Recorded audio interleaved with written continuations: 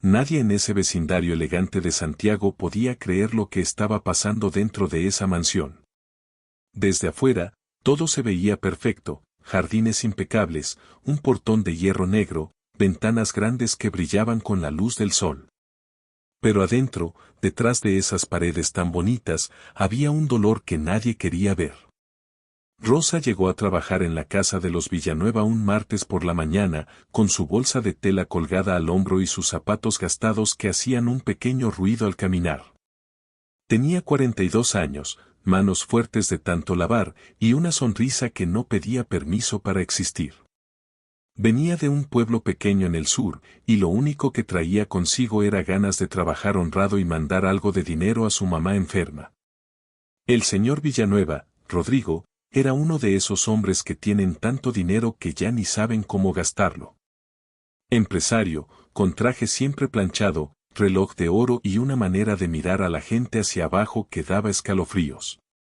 Su esposa había muerto 3 años antes, y desde entonces, él era el dueño absoluto de todo, incluyendo, al parecer, de las vidas de sus propios hijos. 3 niños. Mateo, de 9 años. Valentina, de 7. Y el pequeño Tomás, de apenas 5. 3 niños que, desde hacía meses, ya no caminaban. Cuando Rosa los vio por primera vez, sentados en sillas de ruedas en un cuarto grande y frío, con los ojos perdidos y la ropa limpia pero el alma apagada. Algo le apretó el pecho tan fuerte que tuvo que morderse el labio para no llorar. Los médicos del señor Villanueva decían que era una enfermedad rara. Él lo repetía así, con esa voz seca, cada vez que alguien preguntaba. Pero Rosa, que no era doctora ni nada parecido, miró a esos 3 niños y sintió algo que no podía explicar bien, que ahí había algo que no cerraba. Historias así merecen ser contadas para que más personas sepan que detrás de las mansiones bonitas, a veces vive la injusticia más terrible. Si te gustan las historias donde la justicia llega al final, suscríbete para no perderte la continuación. Los primeros días, Rosa aprendió rápido cómo funcionaba esa casa. Había reglas para todo.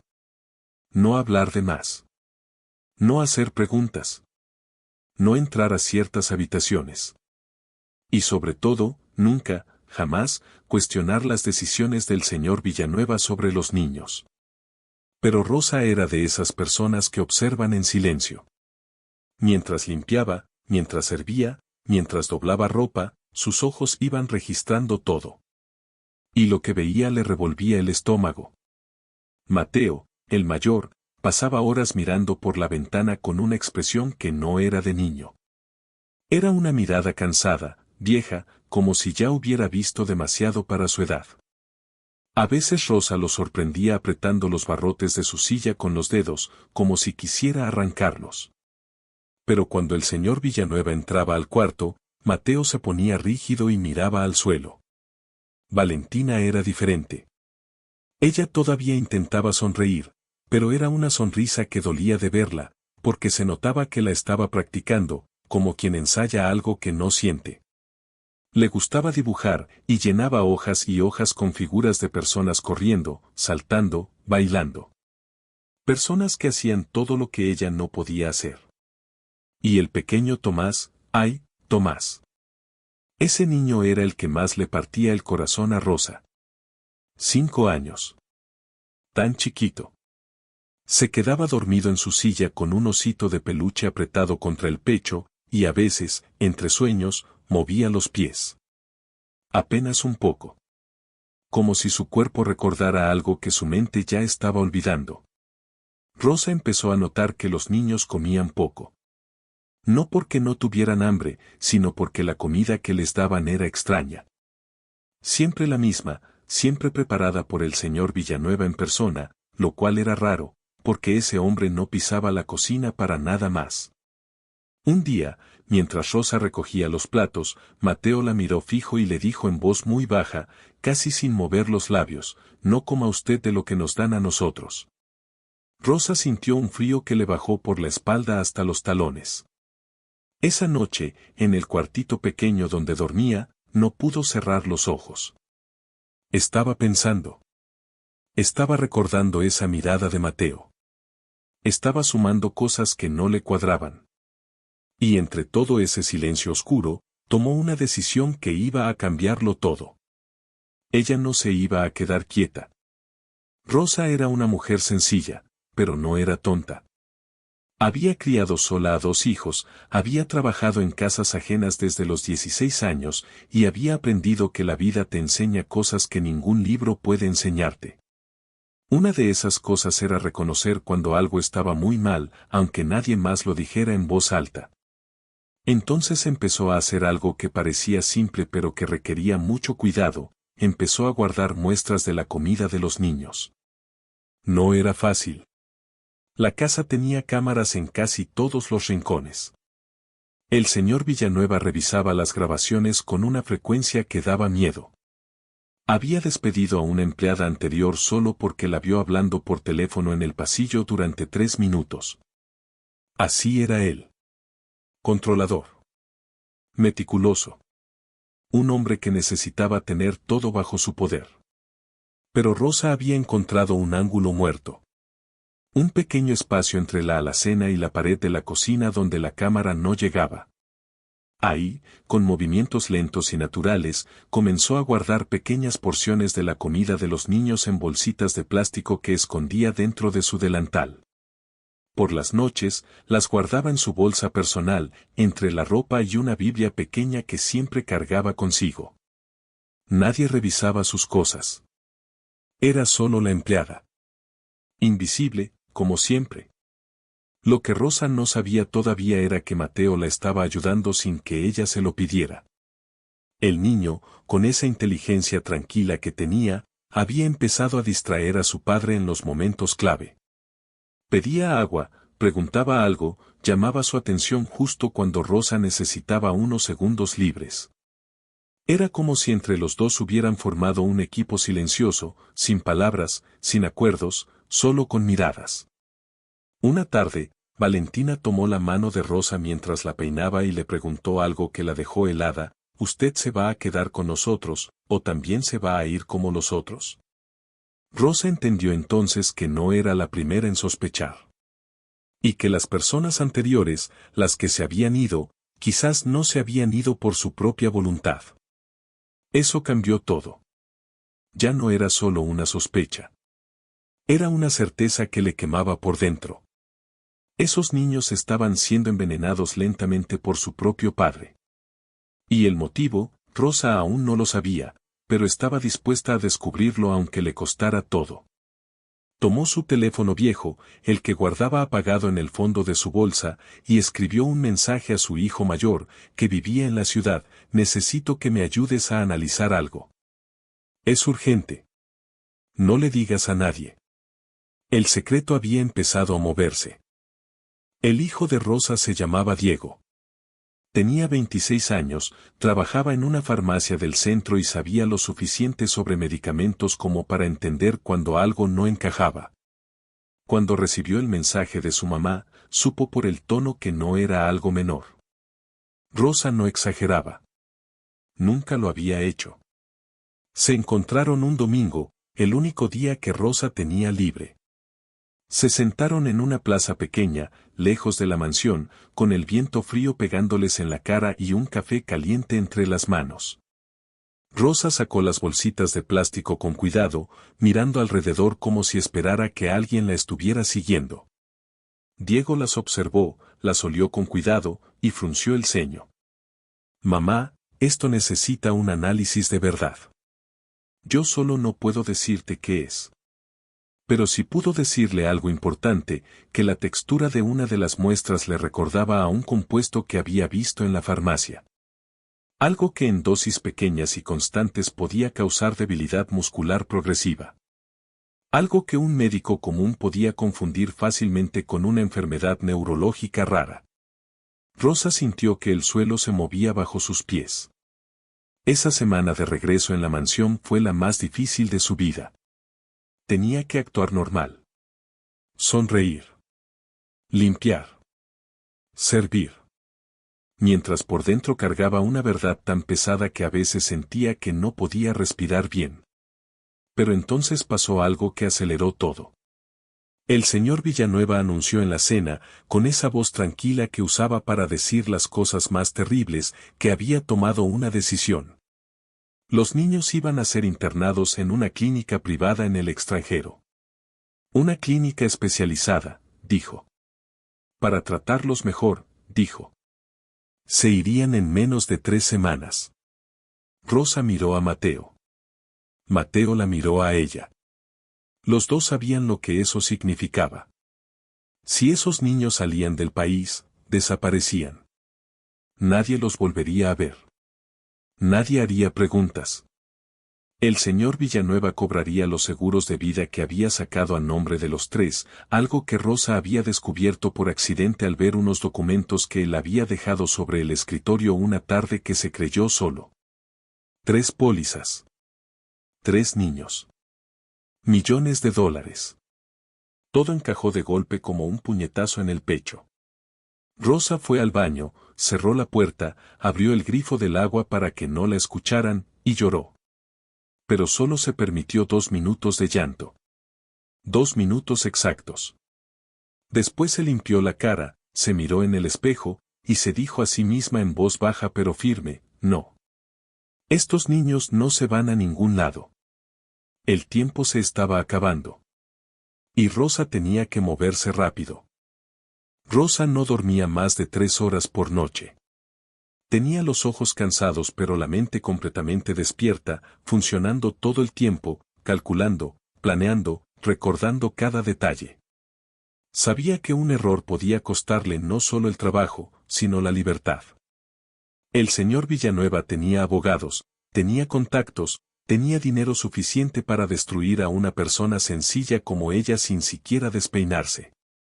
Pero Rosa también tenía algo que él no tenía. Tenía la verdad de su lado. Diego había logrado contactar a un amigo suyo que trabajaba como técnico en un laboratorio universitario. No era un proceso oficial, no era rápido, pero era lo que tenían. Le llevaron las muestras con cuidado, explicaron lo menos posible, y esperaron.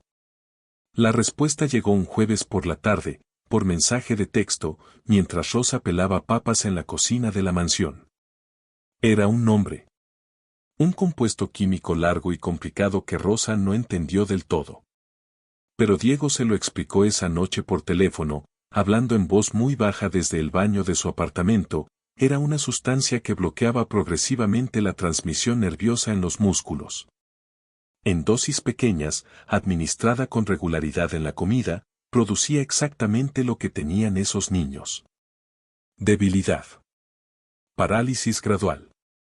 Sin dolor aparente. Sin rastro fácil de detectar si nadie buscaba específicamente eso. Rosa tuvo que sentarse en el borde de la bañera porque las piernas no la sostenían. No era una enfermedad. Nunca había sido una enfermedad. Era su padre. Su propio padre los estaba envenenando, despacio, con paciencia, con una frialdad que helaba el alma, para cobrar 3 pólizas de seguro de vida que sumaban una fortuna. Al día siguiente, Rosa entró a la mansión con una calma que le costó todo el esfuerzo del mundo mantener. Saludó al señor Villanueva como siempre. Le sirvió su café como siempre. Sonrió cuando él hizo un comentario sobre el clima. Pero esa mañana, mientras limpiaba el estudio, encontró algo más. Escondido detrás de una fila de libros que claramente nadie leía, había una cajita metálica sin llave.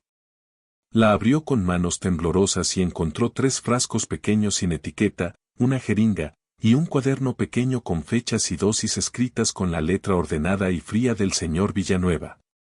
Era el registro. La evidencia perfecta. Escrita por él mismo, con su propia mano, como si fuera un proyecto de negocios. Rosa sacó su teléfono. Fotografió todo. Cada página. Cada frasco. Cada fecha. Después volvió a poner todo exactamente como estaba, cerró la cajita, acomodó los libros, y salió del estudio caminando despacio. Afuera, en el pasillo, Mateo estaba en su silla de ruedas. La miró. Y esta vez Rosa no pudo evitarlo. Se agachó hasta quedar a su altura, lo tomó de las manos y le dijo muy bajito, ya sé todo. Y te lo juro, esto se va a acabar. Mateo no lloró. Solo asintió. Como si hubiera estado esperando escuchar eso desde hace mucho tiempo. Rosa tenía las pruebas. Tenía las fotos, tenía el análisis del laboratorio, tenía el testimonio silencioso de 3 niños que llevaban meses sufriendo sin que nadie los escuchara. Pero sabía que si se movía mal, si daba un paso en falso, el señor Villanueva podía hacer desaparecer todo antes de que alguien llegara a verlo. Era un hombre con demasiadas conexiones y demasiado dinero como para subestimarlo. Entonces Rosa hizo algo que nadie esperaba de una mujer como ella. No fue directo a la policía. Fue a un periodista. Diego conocía a una joven reportera que trabajaba en un canal de noticias local, una mujer llamada Fernanda que llevaba años buscando historias que importaran de verdad. Cuando Diego le contó por encima lo que estaba pasando, Fernanda no dudó ni un segundo. Se reunieron los 3 en un café, Rosa habló durante 2 horas sin parar, mostró las fotos, compartió el análisis del laboratorio, y Fernanda escuchó todo con los ojos cada vez más abiertos y la mandíbula cada vez más tensa. Necesito que esto salga al aire antes de que esos niños salgan del país, dijo Rosa al final. Fernanda asintió. Tenemos 10 días. Trabajaron en silencio y con una velocidad impresionante. Fernanda contactó a un médico toxicólogo que confirmó que el compuesto encontrado en las muestras era exactamente lo que el técnico del laboratorio había identificado. Consiguieron también los registros públicos de las pólizas de seguro, que estaban a nombre de los 3 niños con el señor Villanueva como único beneficiario. Mientras tanto, Rosa seguía en la mansión. Seguía pelando papas, tendiendo camas, sirviendo café. Seguía sonriendo cuando tenía que sonreír. Pero por dentro era un volcán a punto de explotar. Faltaban 3 días para que los niños fueran llevados al aeropuerto cuando el señor Villanueva convocó a Rosa a su estudio. Ella entró con el corazón golpeándole fuerte en el pecho, pero la cara completamente tranquila. Él estaba sentado detrás de su escritorio enorme, con los dedos juntos y esa mirada de siempre, esa mirada que trataba a las personas como si fueran objetos. He decidido que ya no la necesito aquí, le dijo. Le daré una semana de pago extra. Puede recoger sus cosas hoy. Rosa lo miró fijo durante unos segundos que parecieron eternos. Y entonces hizo algo que él jamás hubiera esperado de la empleada silenciosa y humilde que creía tener completamente controlada. Sonrió. No una sonrisa nerviosa. No una sonrisa de resignación. Una sonrisa tranquila, segura, de alguien que sabe exactamente lo que está a punto de pasar. Con mucho gusto, señor Villanueva, dijo. Pero antes de irme, creo que usted va a querer ver las noticias esta noche. Él frunció el ceño. Ella ya estaba saliendo por la puerta. Esa misma noche, el reportaje de Fernanda salió al aire en el noticiero de las 8. Con nombres. Con pruebas. Con el análisis toxicológico. Con las pólizas de seguro. Con todo. Y el mundo entero se enteró de lo que el señor Rodrigo Villanueva le estaba haciendo a sus propios hijos. El reportaje duró 12 minutos al aire. 12 minutos que destruyeron en pedazos la imagen perfecta que Rodrigo Villanueva había construido durante años. Fernanda habló con calma, con precisión, sin exagerar nada, porque la verdad sola ya era suficientemente devastadora. Mostró los documentos, citó al toxicólogo, reprodujo fragmentos del análisis del laboratorio, y al final, con una voz serena que cortaba como cuchillo, dijo el nombre completo del hombre responsable.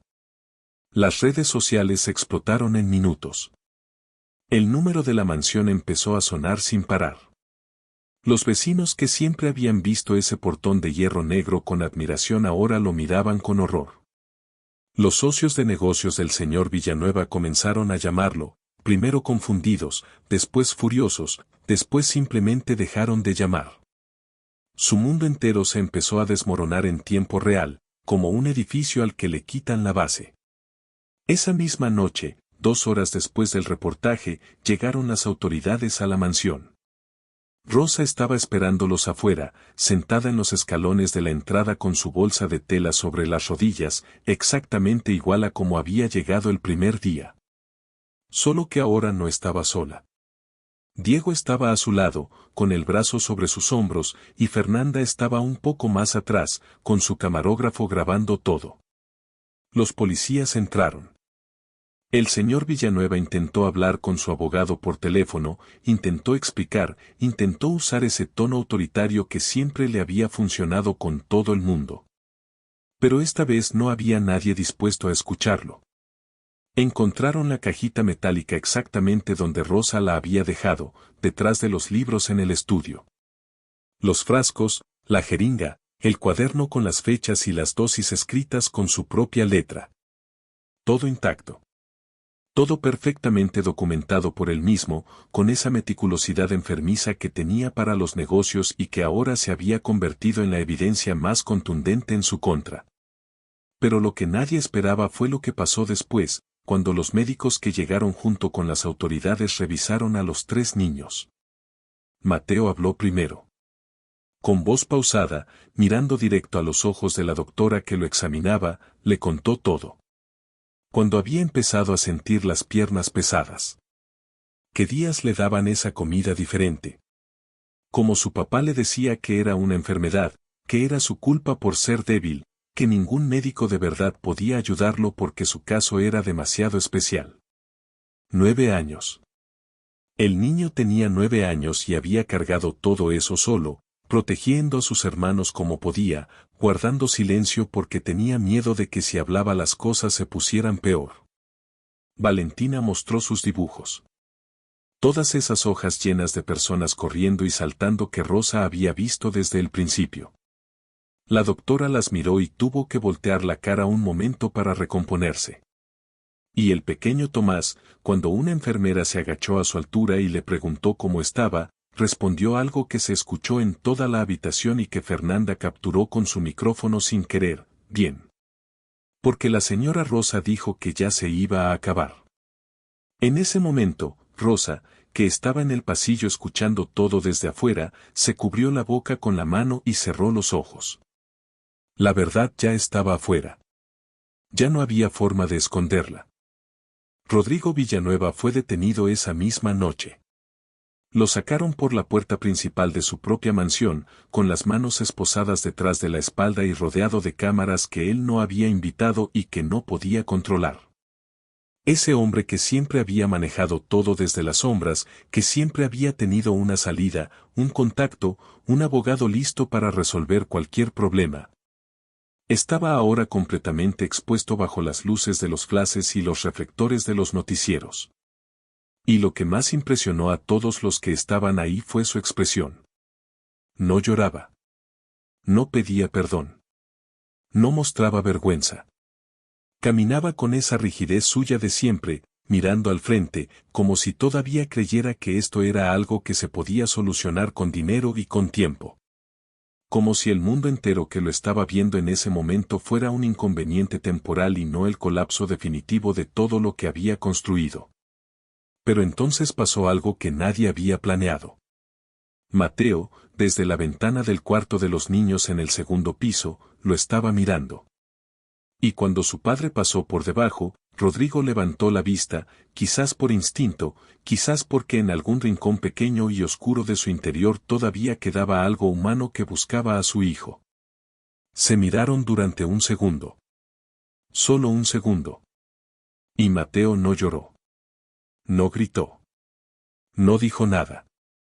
Simplemente cerró la cortina despacio y se alejó de la ventana. Ese gesto pequeño, ese cierre de cortina tranquilo y definitivo, fue más devastador que cualquier insulto. Fue un niño de 9 años diciéndole a su padre que ya no existía para él. Que ya había terminado. Adentro de la comisaría, Rodrigo Villanueva empezó a desmoronarse de verdad cuando le mostraron el cuaderno. Su propio cuaderno. Con su propia letra. con fechas que coincidían exactamente con el deterioro progresivo de sus hijos según los registros médicos que las autoridades habían conseguido esa misma noche. Su abogado llegó a las 11 de la noche con cara de no haber dormido y un maletín lleno de argumentos que no le sirvieron para nada. Porque las pruebas eran demasiadas, demasiado claras, demasiado perfectamente documentadas, irónicamente, por el mismo hombre que ahora intentaba negarlo todo. En algún momento de esa madrugada, algo en Rodrigo Villanueva se quebró. Los agentes que estaban en la sala de interrogación dijeron después que fue de repente. Que estaba hablando, defendiéndose, y de pronto simplemente paró. Se quedó en silencio. Bajó la cabeza. Y cuando volvió a levantar la vista, ya no era el mismo hombre. Era alguien vaciado por dentro, alguien a quien se le había caído la máscara y debajo no había nada que valiera la pena ver. Afuera, el mundo seguía girando. Las redes sociales seguían ardiendo. El nombre de Villanueva era tendencia en todo el país. Sus cuentas bancarias estaban siendo investigadas. Sus socios lo estaban abandonando uno por uno como ratas dejando un barco que se hunde. Y en la mansión, 3 niños dormían por primera vez en meses sin miedo a lo que iban a comer al día siguiente. Rosa estaba sentada en una silla junto a la cama de Tomás, con el osito de peluche del niño en las manos, esperando a que los servicios sociales llegaran por la mañana. No había triunfo en su cara. No había celebración. Solo un cansancio profundo y honesto, y una paz tranquila que se sentía como el final de una tormenta muy larga. El villano había colapsado. Pero Rosa sabía que lo más importante todavía estaba por venir. Los meses que siguieron fueron lentos y difíciles, pero llenos de algo que esos 3 niños no habían tenido en mucho tiempo, esperanza. Los médicos confirmaron que el compuesto que Rodrigo Villanueva les había administrado durante casi 8 meses era reversible si el tratamiento comenzaba a tiempo. No iba a ser rápido. No iba a ser fácil. Pero era posible. Y esa palabra, posible, fue la más hermosa que Rosa había escuchado en toda su vida. Mateo fue el primero en empezar la rehabilitación. Era disciplinado, serio, con esa madurez extraña que le había dado cargar tanto peso tan joven. Las primeras semanas fueron frustrantes. Sus piernas no respondían como él quería y a veces golpeaba la camilla con el puño cerrado de la rabia. Pero había una fisioterapeuta joven que tenía una paciencia infinita, y poco a poco, muy despacio, las cosas empezaron a cambiar. El día que Mateo dio sus primeros pasos apoyado en las barras paralelas del centro de rehabilitación, Rosa estaba ahí. Se había tomado el día libre de su nuevo trabajo para estar presente. Cuando el niño llegó al final de las barras y la miró, tenía los ojos brillantes pero la mandíbula apretada, como queriendo aguantar. Rosa no aguantó. Lloró sin disculparse, con las manos juntas sobre el pecho, llorando de esos llantos que salen del alma y no piden permiso. Valentina recuperó la movilidad con una velocidad que sorprendió a todos los médicos. Era como si su cuerpo hubiera estado esperando con impaciencia, listo para explotar de movimiento en cuanto le dieran la oportunidad. El día que pudo caminar sola por el pasillo del hospital, lo hizo bailando. Literalmente bailando, con los brazos abiertos y una risa que llenó todo el corredor y que hizo que las enfermeras salieran de sus estaciones a ver qué pasaba. Y Tomás. El pequeño Tomás fue el que más tiempo necesitó, porque era el más chiquito y su cuerpo había sido el más afectado. Pero también fue el que dio el momento más inolvidable de todos. Era un sábado por la mañana, 3 meses después de que todo saliera a la luz. Rosa había ido a visitarlo al hogar temporal donde los 3 niños estaban mientras las autoridades definían su situación legal y familiar. Tomás estaba en el jardín, con su osito de peluche colgando de una mano. Rosa llegó por el camino de entrada y el niño la vio desde lejos. Y entonces corrió. Corrió hacia ella con esas piernitas que hacía unos meses no se movían, corrió tambaleándose un poco pero sin caerse, corrió con el osito golpeándole la pierna y una sonrisa tan grande que le ocupaba toda la cara. Rosa se arrodilló en el camino y lo recibió con los brazos abiertos, y cuando Tomás llegó y se enterró en su abrazo, los dos se quedaron ahí, quietos, durante un largo momento. Señora Rosa, dijo el niño con la voz apagada contra su hombro. Ya puedo correr. Rosa cerró los ojos. Sí, mi amor, le respondió en voz baja. Ya puedes correr. Historias así merecen ser recordadas. Porque nos recuerdan que una sola persona valiente, aunque no tenga dinero ni poder ni influencia, puede cambiar la vida de quienes nadie más está dispuesto a defender. Si llegaste hasta aquí, ya sabes que esta historia era de las que no se olvidan fácilmente. Rodrigo Villanueva fue condenado a 23 años de prisión. El juicio duró varios meses y fue seguido por miles de personas en todo el país.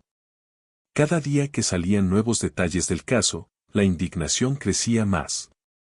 Porque no era solo el crimen en sí, que ya era suficientemente monstruoso. Era la frialdad con la que había sido planeado. Era el cuaderno con las dosis escritas con letra ordenada. Era saber que ese hombre miraba a sus hijos a los ojos cada mañana y seguía adelante con su plan sin que le temblara la mano.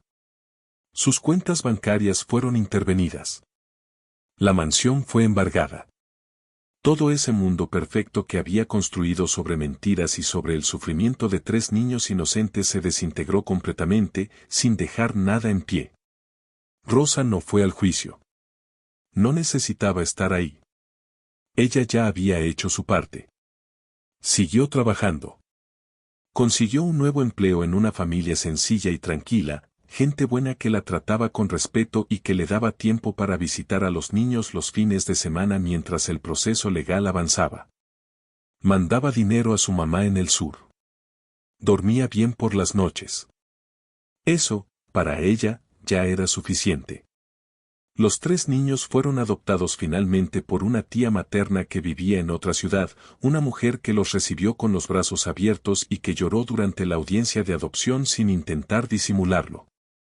Mateo, Valentina y Tomás salieron de ese juzgado tomados de la mano de alguien que los quería de verdad, y esa imagen quedó grabada en la memoria de todos los que estuvieron presentes. Rosa los fue a despedir a la estación de autobuses. Los 4 se abrazaron durante mucho tiempo. Valentina le regaló uno de sus dibujos, el último que había hecho antes de irse. Era una figura de mujer con zapatos gastados y una bolsa de tela colgada al hombro, rodeada de 3 niños corriendo a su alrededor. Rosa lo dobló con cuidado y lo guardó en su bolsa, junto a su Biblia pequeña. En el autobús, mientras el vehículo arrancaba despacio, Tomás pegó la cara al vidrio y la miró desde adentro con esa sonrisa suya que ocupaba toda la cara. Rosa levantó la mano para despedirse. Y se quedó así, con la mano en el aire, hasta que el autobús dobló la esquina y desapareció. Entonces bajó la mano despacio, respiró hondo, y siguió caminando. Porque eso es lo que hacen las personas como Rosa. No esperan aplausos. No buscan reconocimiento. Solo hacen lo que tienen que hacer cuando nadie más está dispuesto a hacerlo, aunque les cueste todo, aunque tengan miedo, aunque el mundo entero les diga que no es su problema. Y esa es la lección más importante de esta historia. No hace falta tener dinero ni poder ni influencia para cambiar las cosas. A veces solo hace falta tener los ojos abiertos cuando todos los demás los tienen cerrados. A veces solo hace falta una mujer con zapatos gastados, una bolsa de tela, y el valor suficiente para decir, esto está mal, y yo no me voy a quedar callada. El mundo necesita más personas como Rosa.